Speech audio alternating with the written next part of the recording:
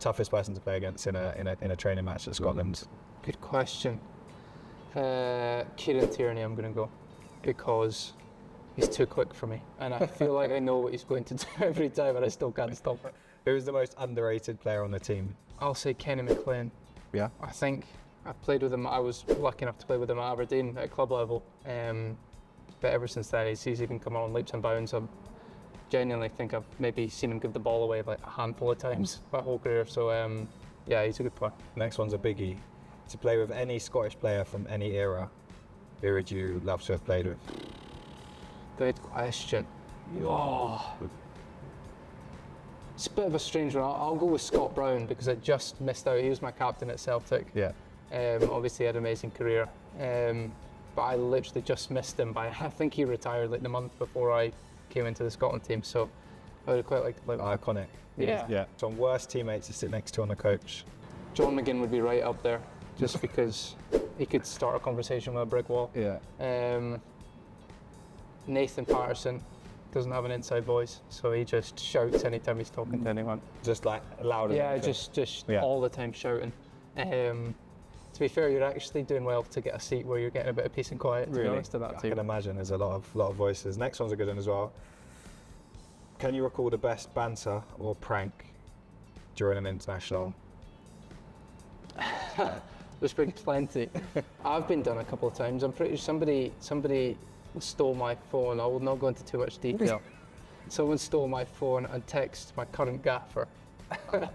not this gaffer, but a previous one at the time, saying, "Gaffer, you make me think about football so much more." I was just the most cringe-worthy thing, and it was, by the time I got my phone back, it was double-ticked. It was too late. Did you reply?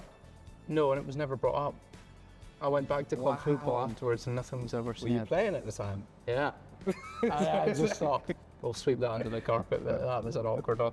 Yeah, you can't even, at that stage, you can't even explain that someone's taking your phone. You just got to affirm it, I think. Yeah. For sure. Right, who struggles the most in the Rondos? I'm going to say that, and this will surprise you, Andy Robertson.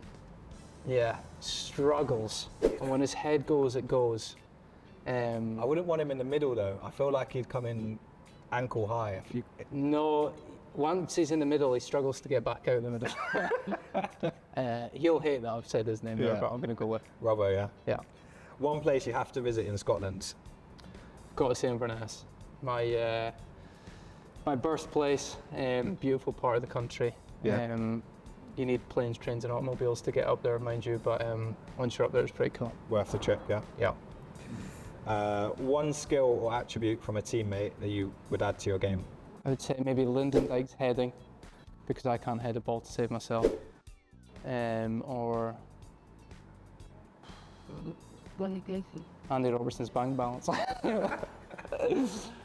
trying to think who else. You're just being nice to us. John McGinn, I'll say McGinn as well. No, you know who I'll say? Billy Gilmore. His passing. Yeah, not bad. He's immaculate, yeah.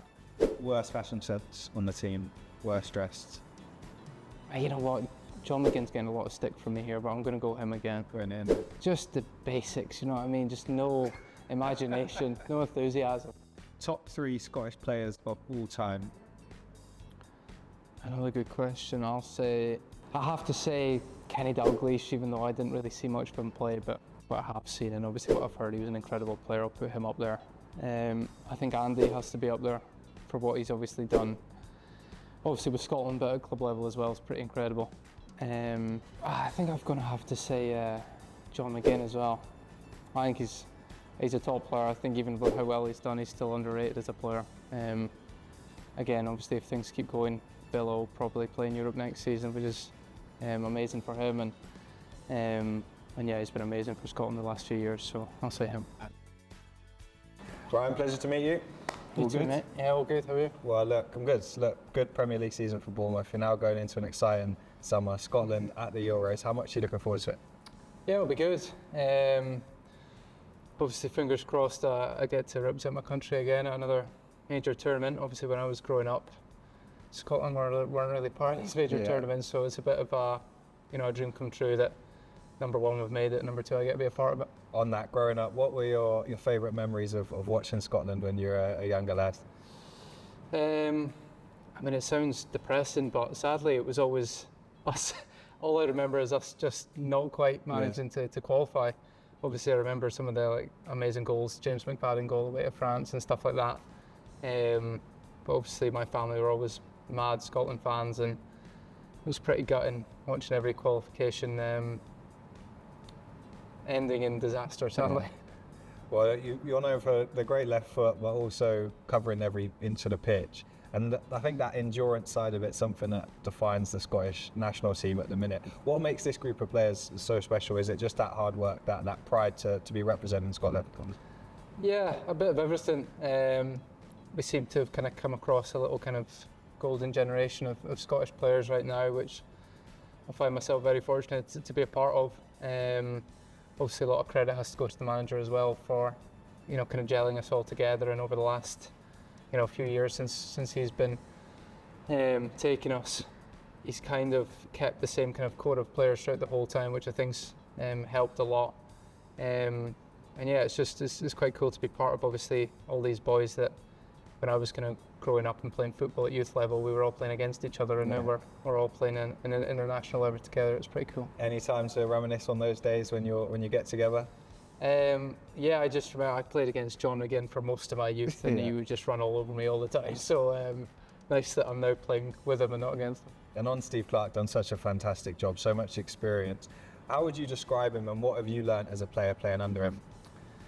Loads. I think, first and foremost on the pitch, is the kind of tactical side of things. He's really given us a structure to play from, and it's all good kind of giving us that, but when it starts kind of churning out results and performances, you start to believe in it even more, and that's obviously happened under his tenure.